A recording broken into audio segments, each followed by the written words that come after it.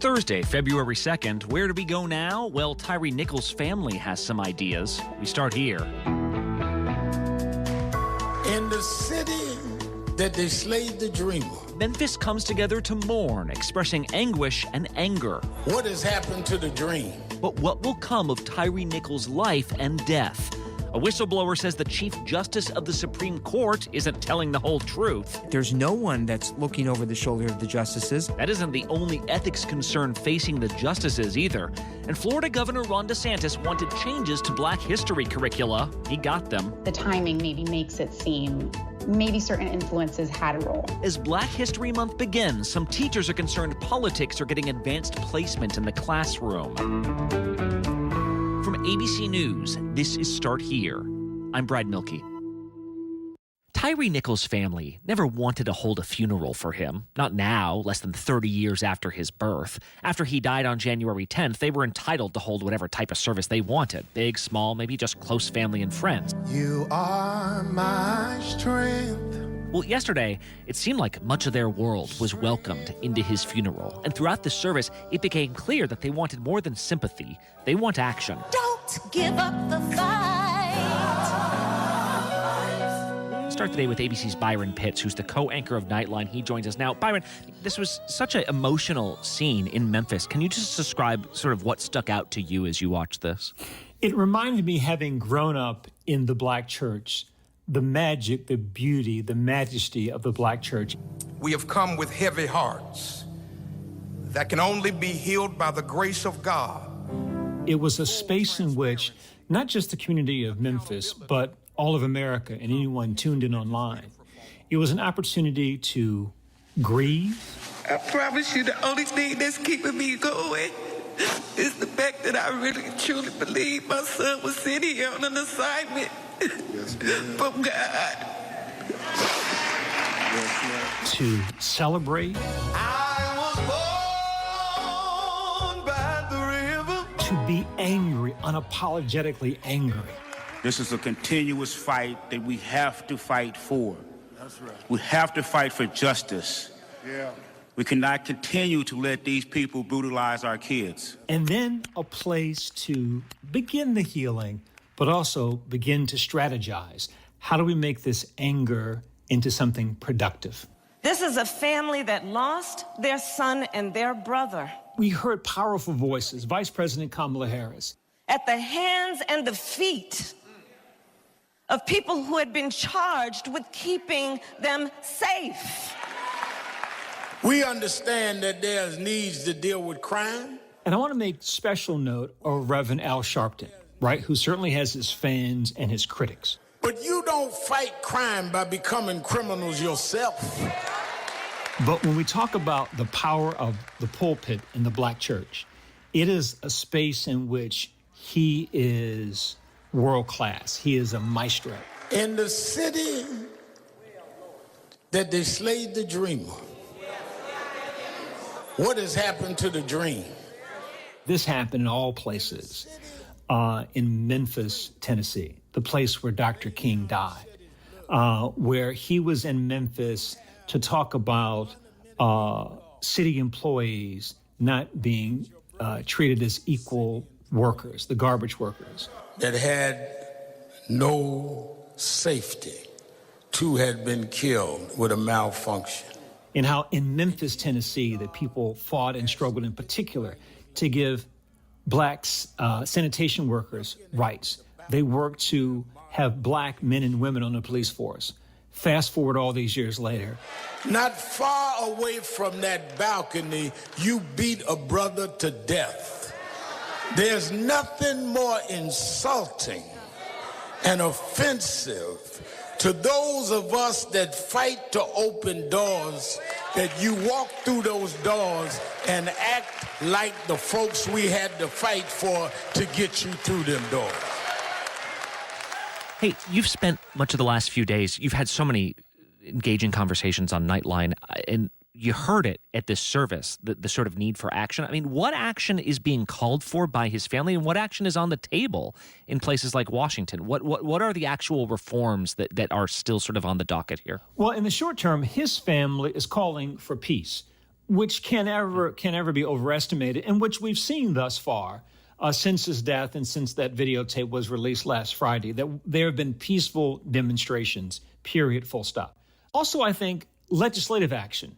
You know, the George Floyd bill, which has died in Congress, there's a hope that that might be revisited. We had a conversation this week with the head of the Congressional Black Caucus. I reject the notion that we cannot do big things, including improving police culture in America. And I think over time, even the conversation about police reform has become more sophisticated. I think, we've sort of moved beyond defund the police. The most reasonable people recognize that that's not probably the best way to phrase it, and that's not really what anyone's really looking for. But find ways to reform policing where it goes from policing to public safety. You want to be a tough guy? Well, let's get rid of qualified immunity and see if you learn the same manners you have on the white side of town, you'll have some manners on the black side of town. Because what we all saw in that videotape was the ugliest version of policing that dates back from its foundation in slavery. What I think all reasonable people want is public safety. And public safety is not what any of us saw in that videotape. You've covered too many of these exact type of funerals in the last several years. I'm wondering, is there a specific legacy that you think Tyre Nichols is about to have as we move forward here? I look at the images of Tyre Nichols, this slim, good-looking young man, and certainly I think about George Floyd, as we all do. I think about all the names, but, I also thought about Emmett Till.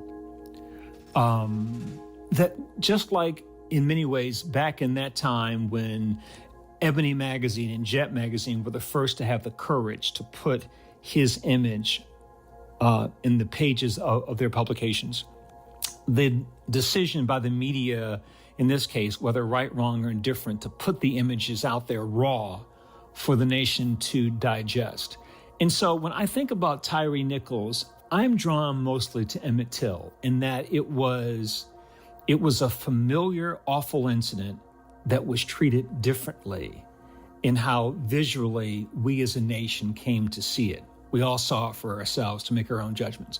And also I'm reminded when I think about Emmett Till, that as significant as his death was, it wasn't the first, it wasn't the last. And as we sit here discussing, digesting, trying to learn from the death of Tyre Nichols, not just history, but my spirit tells me this wasn't the last time either. Yeah, as the Till family, I think, recognized, a lot harder to be complacent when you've got those images staring back at you. All right. Byron Pitts from Nightline, so helpful as always. Thank you. Always a pleasure. Something's been happening in this country for a while now where it's easier than ever to be disillusioned by public servants. It can seem like politicians will listen to donors and business interests before they'll listen to voters. And so traditionally, trust in Congress and the White House is much, much lower than in institutions like, say, the Supreme Court. However, in the last year, trust in the court has plummeted to historic lows. And now, a whistleblower has come forward with accusations that the leader of the Supreme Court, John Roberts, has a potential conflict of interests through his wife's work. Let's go to ABC senior Washington reporter Devin Dwyer, who covers the court. Devin, who is this whistleblower?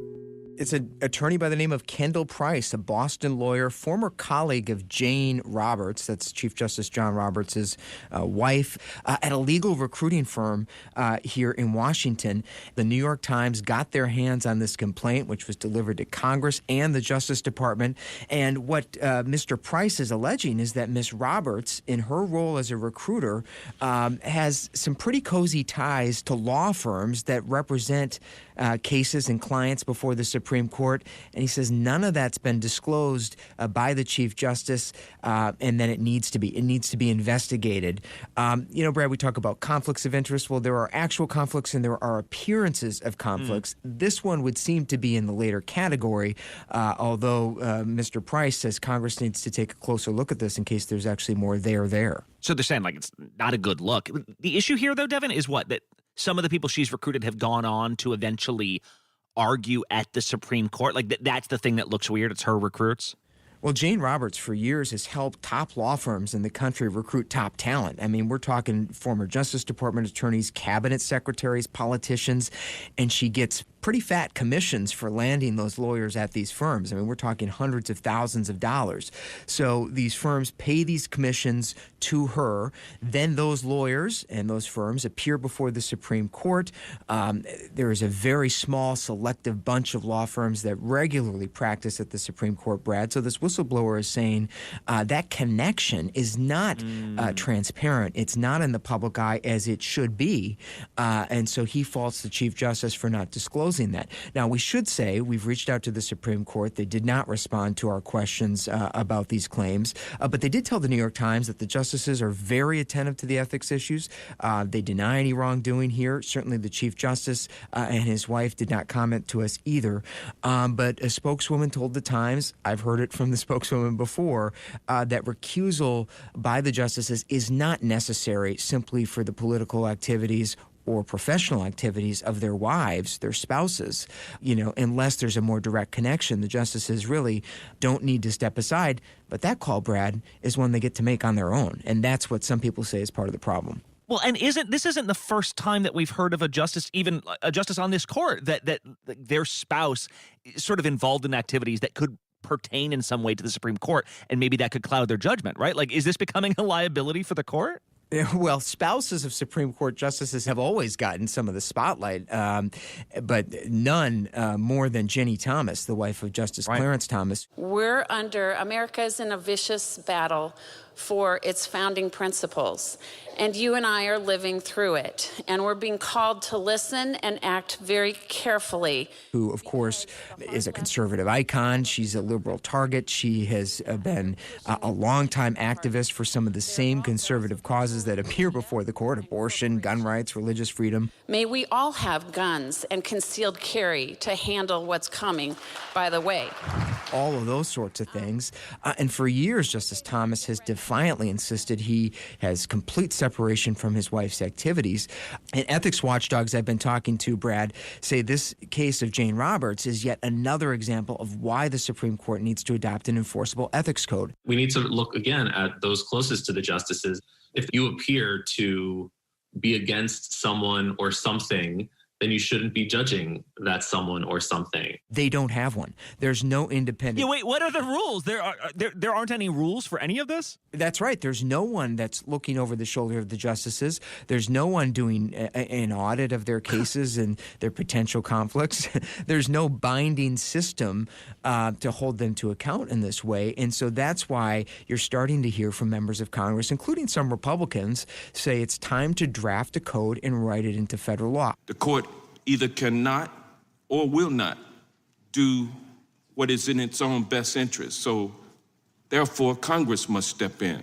I'm not sure that this Jane Roberts story will be enough to get that momentum going, but there's certainly a lot more conversation today about needing to do something at the Supreme Court. And the Chief Justice has acknowledged as much himself. He just hasn't done anything yet. I'm sorry, Devin. I'm just blinking my eyes because this isn't these aren't jobs that are up for election. These aren't even short-term limits. These are lifetime appointments. There's no way to force somebody to do the right thing or whatever. There's one rule, and that's impeachment. And the Constitution does allow the Congress to impeach a justice for bad behavior, but the bar is very high, Brad. And so when you're talking about the spouses of the justices and some of their activities and the mere appearance of a conflict of interest, which I should say is the standard that all other federal judges are held to, many people now saying that it's time to give a closer look to the top justices in this country and to set forth a policy that's enforceable. All right. Devin Dwyer, thanks so much. Thanks, Brad.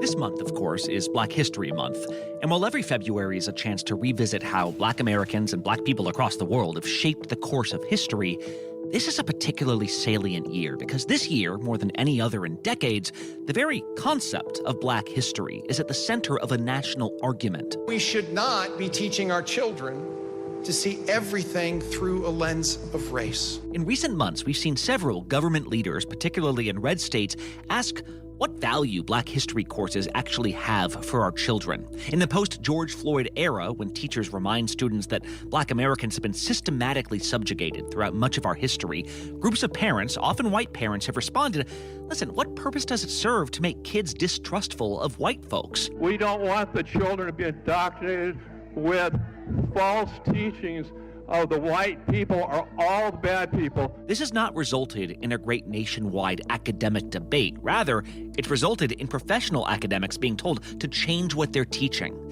In Florida, Republicans passed a law outlawing courses that teach so-called divisive concepts. And recently, the state's Department of Education said a new AP class on African American studies won't be tolerated.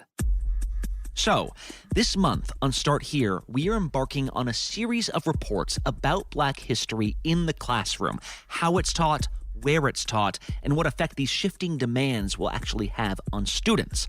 Yesterday, on the very first day of Black History Month, the College Board, which oversees these AP courses, announced it was changing up its curriculum on that African American Studies class, perhaps making it more palatable in a state like Florida, but this will affect kids in schools across the country. So, let's take you to Florida right now. Summer Brugal is a reporter with the Miami Herald. She focuses on K-12 education. So, Summer, first off, can you just describe this move from the College Board? Yeah, I think that this was an expected move. We knew that this was coming for, a couple weeks now. This course has been in the works for, nearly a year, according to the College Board. And just kind of to take a step back for those who aren't in everyday education coverage, an AP class is an advanced placement course. It allows high school students to take college-level courses.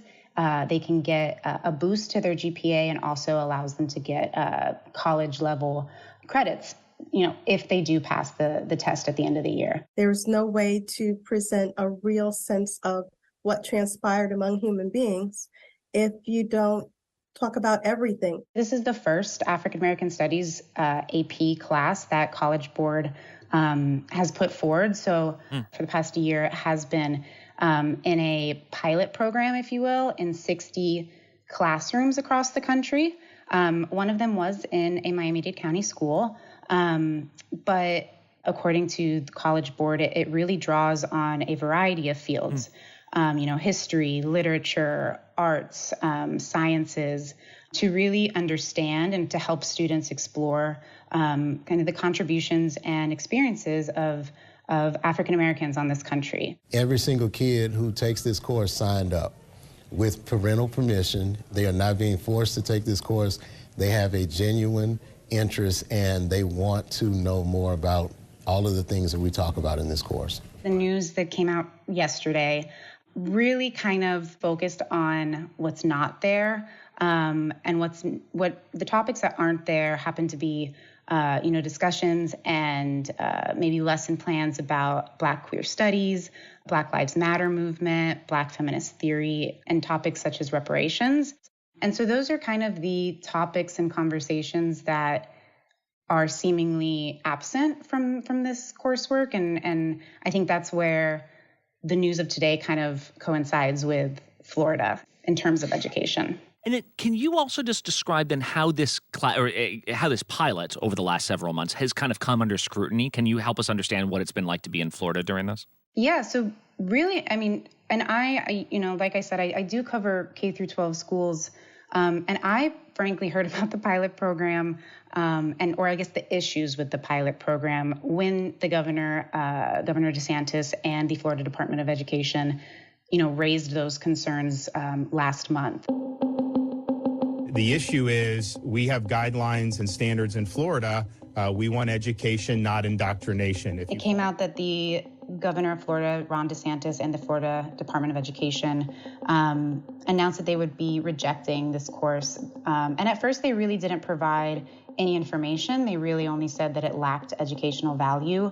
But that obviously got a lot of pushback. Governor DeSantis, are you really trying to lead us into an era akin to communism that provides censorship of free thoughts? And after, a couple days, the department released a handful of units or lesson plans that they had issues with, and those really focused on topics of Black queer studies, the Black Lives Matter movement, Black feminist theory, topics surrounding reparations. We were trying to be colorblind. We're trying to all love each other equally. And now in this class, they're telling you that colorblind is a horrible thing. It's a bad thing. A lot of what they said in the days that followed, they kind of framed it as these topics are part of a larger political agenda. People want to see true academics, and they want to get rid of some of the political window dressing that seems to accompany all this. It kind of all plays into what we've been hearing and what we've been seeing from the administration over the past,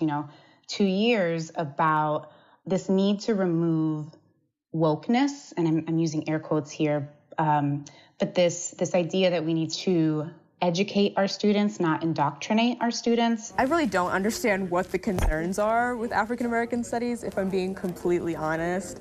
I don't feel particularly indoctrinated. This also comes, months after a couple of laws went into place this school year that really limited or banned conversations about race and conversations about LGBTQ identities, kind of an overhaul of these systems to remove what they consider to be inappropriate for students. And so some of the things you mentioned as like what they had problems with, those are some of the things now that the College Board is not including in the program going forward. So I guess the obvious question here is this the College Board tweaking a relatively new curriculum the way you would with any other new AP class? Or is this the College Board caving to conservative lawmakers so that now a kid in California is only going to learn what a parent in Florida or Virginia is comfortable with? Yeah, I think that's a really good question, and I think one that, everybody today has been trying to answer. Anytime slavery is mentioned or anytime a group in America is oppressed, it's going to cause controversy, but that should make you want to talk about it even more so that we can prevent anything oppressive from happening again in the future, and that's the purpose of history, and that's the purpose of why it's being taught. When you ask the College Board that, they will respond and say, absolutely not. This is a course that has been in the works for nearly a year, and they stated pretty clearly, no governor, no district leaders have had their hand in this, in the final outcome of the framework, and in fact, everything that has been included in the final framework is actually the result of that year-long effort and working with hundreds of educators and scholars from around the country. But, on the flip side, I think the timing maybe makes it seem maybe certain influences had a role in the final outcome. Some people that I've spoken to here pointed out that, sure, it could be, at the end of the day, the natural changes that come with creating an AP course. It could be for, the end goal of education for students, but when you have a series of items that have been called out by the governor and those series of items are seemingly not there anymore, it does beg the question of, well, why? And so I think there's kind of maybe a little bit of friction happening there about maybe how people are interpreting how this final framework really came to be. Yeah, and the stakes just so high here because when Governor Ron DeSantis started talking about we don't want critical race theory in our elementary schools, it was more of a head scratcher. Everyone's like, we don't have that. Well, now real curriculum is really changing. Still not clear at all, though, that the College Board's taking its orders from Florida, but those are the stakes that people are concerned about here. All right, Summer Brugal from the Miami Herald. Thank you so much. Yeah, thank you for having me. And one last thing. For much of the last year, red has been the new black at Netflix. The company's stock price plummeted last year when it revealed it had lost subscribers for the first time in a decade. Not enough people were watching Netflix, at least they weren't paying for it.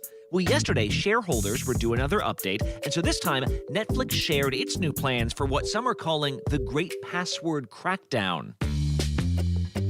I don't think it's a stranger thing to say that lots of people share Netflix accounts. It's supposed to just for watching TV. Maybe your parents pay for it, you use their password. Maybe you got a friend across town where you just split the monthly cost by keeping your own profiles. You just keep your big mouth shut about it. I mean, I'm not supposed to reveal my secret. Well, in some countries, Netflix is outright telling users that's no longer allowed. That's not new. We knew this was happening in Costa Rica, Chile, and Peru, but now we have details on how this is going to work. So, if you go to the help page page for users in those countries, it will say there that from now on, you can only share with people in your immediate household. You need to live in the same spot. How can Netflix tell where you are? Well, from now on, they tell users, you've got to select a primary location. Any device that accesses your Netflix account needs to connect to that primary location's Wi-Fi at least once a month. If it doesn't, Netflix will know, they'll assume you don't live there, and they will block that device. Now, this immediately raises practical questions. What if you got a vacation house? Are you expected to buy a second account for there? Well, Netflix says if you go on vacation, you can get a temporary passcode for 7 days, but they don't really explain what'll happen after that. What happens if you can't afford a new account all by yourself? Netflix says you can still share accounts, you'll just have to pay their new sharing fee. No way. But this raises an even more fundamental question. If people can't find a workaround, will they actually ante up? The whole reason Netflix is in this predicament is because subscribers apparently decided they can, in fact, live without Netflix. It's not a necessity. There's no crown on its head. This policy, which Netflix says will roll out more broadly later this year, seems to dare users to pay up or leave. Some users are reminding Netflix that just because your characters are unbreakable doesn't mean you are.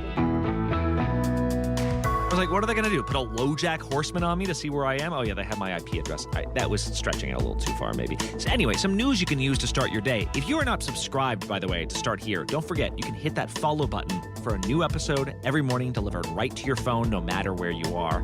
I'm Brad Milkey. See you tomorrow.